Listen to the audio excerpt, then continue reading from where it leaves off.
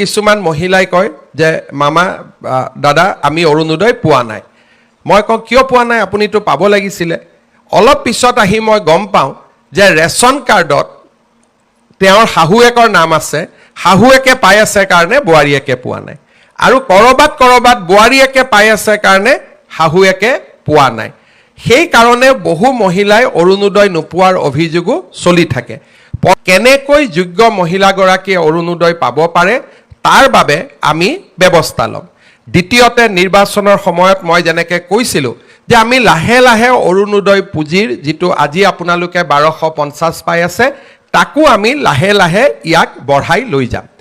তৃতীয়তে আমি আৰু এটা সুবিধা কৰিব খুজিছোঁ যেনেকুৱা আজি মোৰ অৰুণোদয় আমি বছৰত 1250 টকাকৈ যদি আমি 10 মাহত যোগ কৰোঁ তেতিয়ালে আমি অৰুণোদয় কিমান পাওঁ 12050 টকা পাওঁ লগত যদি আৰু 2 মাহ যোগ কৰি দিওঁ তেতিয়ালে আমি 15000 পাওঁ আমি 15000 টকা পাওঁ কিন্তু কাৰোবাৰ যদি প্ৰয়োজন বোলে মই 1250 টকা পাওঁ কিন্তু আজি মই তৎকালীনভাৱে মোক 2000 টকা লাগে 3000 টকা লাগে তেতিয়াহলে আপোনালোকক আমি এটা ভৱিষ্যতৰ দিনত সুবিধা কৰি দিম যে আপোনালোকে সুদত কাৰো পৰা টকাটো ল'ব নালাগে অৰুণোদয় প্ৰায় আপোনালোকে 2000 টকা আগতীয়াকৈ ল'ব পাৰিব পিছত আমি 200 টকা কৰি আপোনালোকৰ পৰা অৰুণোদয়টো কাটি কাটি আমি গৈ থাকিম নহলে পূজাৰ আগতে বা লৰা ছোৱালী এডমিশনৰ সময়ত আপোনালোকক কেতিয়াবা 5000 টকা দৰকাৰী হয় এতিয়া আপোনালোকে 5000 টকাটো বিচাৰি পেলাই কাক যাব লাগে কোনোবা গাঁৱৰ মানুহৰ তাত গৈ 5000 টকাটো সুদত ল'ব লাগে কিন্তু আপোনালোকৰ অৰুণোদয়ত ইতিমধ্যে মাৰ্চলৈকে পাবলগীয়া টকা 7000 আছে বা 4000 টকা আছে আপোনালোকে যিমান টকা বছৰটোত পাবলগীয়া আছে হিমানখিনি টকা আপোনালোকে আমাৰ পৰা আগতীয়াকৈ খুজি ল'ব পাৰিব আমি আপোনালোকৰ টকাটো মাহত কাটি কাটি গৈ থাকিম তেতিয়া কি হ'ব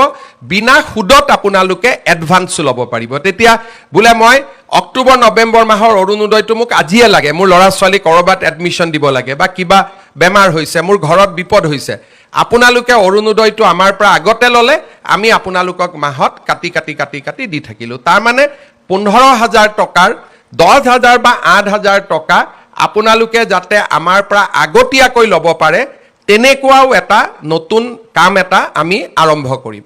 দ্বিতীয়তে আৰু এটা আমি কাম কৰিব পাৰো যে মোক আজি 10000 টকা বেংকৰ পৰা লোন লাগে আপোনালোকে 10000 টকা বেংকৰ পৰা লোন ল'লে আৰু আমি বেংকক কম লোনটো বাইদেউজনে নিজে ঘূৰাই নিদিয়ে অৰুণোদয়ৰ পৰা 500 টকা কাটি থাকক তাৰ মানে 10000 টকা লোন পালে 500 টকা অৰুণোদয়ৰ পৰা কাটি থাকিলে আৰু আপোনালোকে 10000 টকাটো নিজৰ যি কামত লাগে তাক আপোনালোকে ব্যৱহাৰ কৰিব পাৰিলে তাৰ মানে অৰুণোদয় টকা আগতীয়াকৈ লোৱা বা অৰুণোদয়টো বেংকক মৰ্টগেজ দি বেংকৰ পৰা লোন লোৱা যেনেকৈ চাকৰিয়াল বিলাকে লোন লয় আৰু দৰমহাৰ পৰা কাটি কাটি গৈ থাকে তেনেকে অৰুণোদয়টোকো আমি এটা পৰ্যায়লৈকে লৈ যাব খুজিছো যে অৰুণোদয় টকাটো বেংকে কাটি থাকিব অকনমান টকা ইনষ্টলমেন্টত আৰু আপোনালোকে তাক এটা লোন ল'ব পাৰিলে বেংকৰ পৰা তেনেকে লোন লোৱা আৰু এডভান্স লোৱা এই দুইটা আঁচনিও আমি অৰুণোদয়ত সন্নিবিষ্ট কৰিম লাহেকৈ তৃতীয়তে অৰুণোদয়ৰ হিতাধিকাৰী সংখ্যা বঢ়াম আৰু চতুৰ্থতে আমি অৰুণোদয়ৰ পুঁজিও আমি লাহে লাহে বৃদ্ধি কৰি গৈ থাকিম যাতে ই আপোনালোকক সহায় কৰিব পাৰে ই আপোনালোকক বিপদৰ সময়ত সহায় কৰিব পাৰে আজি আমাৰ সমাজত মই বহুত মানুহক দেখো যে মানুহৰ যেতিয়া কিবা কাৰণত বেলেগ কিবা ঘটনা ঘটি থাকে মানুহে খালি অৰুণোদয়ক গালি দিয়ে চৰকাৰে ইমান এইটো কৰিব পৰা নাই অৰুণোদয়ত কিন্তু টকা দি আছে এইটো কথা মানুহে বুজি নাপায় যে অৰুণোদয় টকাটো হিমন্ত বিশ্ব শৰ্মাৰ ঘৰত নাহে অৰুণোদয় টকাটোৱে 37 লাখ মহিলাৰ মুখত হাঁহি বিৰিঙাই 37 লাখ মহিলাই এই অৰুণোদয় আঁচনিটোৰ বাবে প্ৰত্যেক মাহত অপেক্ষা কৰি থাকে যিসকলে অৰুণোদয় গালি পাৰি থাকে ইতিমধ্যে তেওঁলোকে প্ৰমাণ পাইছে যে অৰুণোদয় গালি পাৰিলে কিমান বিপদ হ'ব পাৰে এইবাৰ ইলেকশ্যনৰ ৰিজাল্টতে মাসকলে দেখুৱাই দিলে যে অৰুণোদয় গালি পৰা পাৰ্টিক কোনেও ভোট নিদিয়ে আৰু সেই কাৰণে অৰুণোদয় গালি গালাজ কৰিব নালাগে বৰঞ্চ চৰকাৰক ক'ব লাগে যে অৰুণোদয়টো বাঢ়িলে অলপ বঢ়াই দিয়ক বুলিহে ক'ব লাগে তেতিয়াহে আই মাতৃসকলে ভাল পাব তাকে নকৰি বহুত মানুহে খালি মুক্ত গালি পাৰিব নোৱাৰে তেটা অৰুণোদয়টো গালি পাৰি থাকে এই কথাটো মই মানুহক অনুৰোধ কৰিম যিসকলে অৰুণোদয়ক বেয়া পায় অৰুণোদয়ে কিমান মানুহৰ জীৱনলৈ পৰিৱৰ্তন আনিব পাৰে, কিমান মহিলাই অৰুণোদয়টোৰ কাৰণে ঘৰত সন্মান পাইছে, কিমান মহিলাই অৰুণোদয়ৰ কাৰণে ঘৰত সন্মানেৰে আজি ঘৰটোৰ বা ঘৰখনৰ সমৃদ্ধিৰ কাৰণে বা ঘৰখন আগুৱাই যাবৰ কাৰণে বৰঙণি যোগাব পাৰিছে, তাক অৰুণোদয় মহিলাসকলৰ লগত কথা নাপাতালৈকে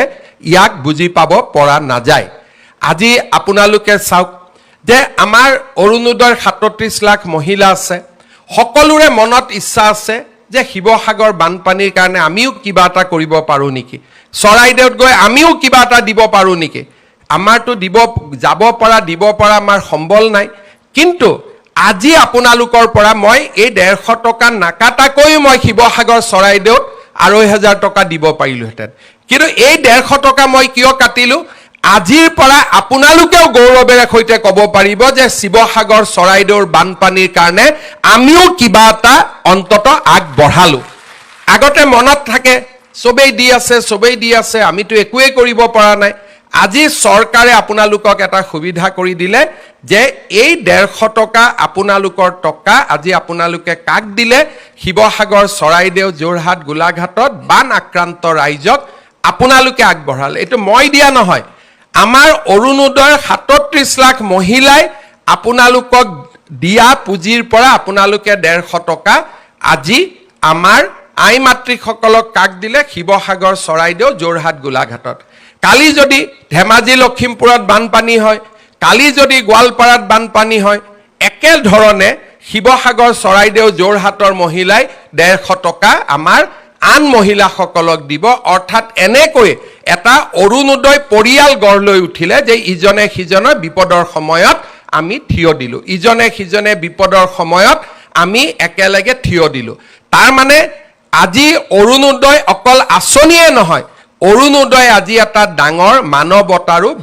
বাৰ্তা দিলে। মোকতো বহুত মহিলাই কৈ আছিলে যে মামা আমাৰ গোটেই টকাটো এই মাহত দি দিয়ক, ছেপ্টেম্বৰৰ পৰা আপুনি অৰুণোদয় দিলেও হ'ব। তাৰ মানে আমাৰ মাসকলৰ মন কিমান বহল। আৰু আমি এই কাৰণে গোটেই টকা ল'ব খোজা নাই, কাৰণ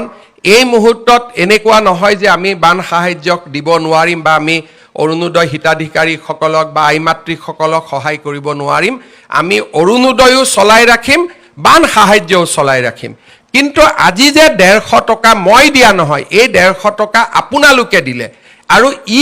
আপোনালোকৰ মনটোত আজিৰ পৰা এটা ডাঙৰ শান্তি আনি দিলে যে ময়ো বানপানীত সহায় কৰিছোঁ, ময়ো বানাক্ৰান্ত ৰাইজক কিবা নহয় কিবা এটা ময়ো দিব পাৰিছোঁ। আজি মই পুনৰ এবাৰ আমাৰ শিৱসাগৰ চৰাইদেউ যোৰহাট গোলাঘাটৰ বানাক্ৰান্ত ৰাইজক আজি আমি আকৌ এবাৰ মনত পেলাইছোঁ। আজি আমি ক্ষুদ্ৰ অৰুণোদয় পৰিয়ালটোৱে লগ লাগি, মামাই দিয়া নাই, হিমন্ত বিশ্ব শৰ্মাই দিয়া নাই, অৰুণোদয় পৰিয়ালটোৱে লগ লাগি আজি বানাক্ৰান্ত মহিলাসকলক আমি 1250 টকাৰ জাগাত আমাৰ এটা একে পৰিয়ালৰ সদস্য হিচাপে আমি 2,500 টকা আজি আমি আগবঢ়ালোঁ। আপোনালোকে এই টকাটো গ্ৰহণ কৰিব আৰু বিপদৰ সময়ত নিশ্চিতভাৱে এই পুঁজিটোৱে আপোনালোকক সহায় কৰিব। ভৱিষ্যতৰ দিনত চৰকাৰে আপোনালোকক সহায় কৰি থাকিব। আপোনালোক অকলে নহয়, আপোনালোকৰ লগত আমি সকলো আছোঁ আৰু বিপদৰ সময়ত আমি সকলোৱে একেলগে চৰাইদেউ শিৱসাগৰ যোৰহাট গোলাঘাটৰ ৰাইজক সহায় কৰিম। এই বাৰ্তা আজি আমি আনুষ্ঠানিকভাৱে প্ৰেৰণ কৰিছোঁ। মই বহুত দীঘলীয়াকৈ নকওঁ, অৰুণোদয় সম্পৰ্কত নতুন নতুন খবৰ, কেনেকৈ আঁচনিটোক আৰু ভাল কৰিব লাগে তাৰ কাৰণে মই প্ৰচেষ্টা চলাই ৰাখিম। এইটো মাত্ৰ আৰম্ভণিৰ বছৰ। আপোনালোকে অৰুণোদয় আঁচনিখন নতুন ৰূপত সাজত আপোনালোকে দেখা পায়েই থাকিব। অৰুণোদয় সদায় আপোনালোকৰ লগত ঘৰখনৰ সাৰথি হিচাপে আপোনালোকৰ লগত থিয় হৈ থাকিব। পুনৰ এবাৰ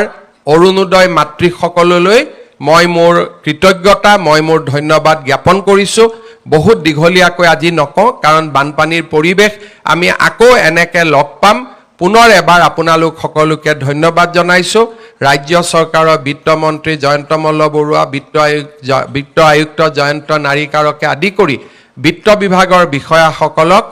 আজি অৰুণোদয় আঁচনিখন সুন্দৰভাৱে সজাই পৰাই আপোনালোকৰ কাৰণে ব্যৱহাৰ কৰিব পৰাকৈ প্ৰস্তুত কৰি দিয়াৰ বাবে মই ধন্যবাদ জনাইছোঁ আৰু যিসকল মহিলাই আধাৰৰ বাবে অৰুণোদয়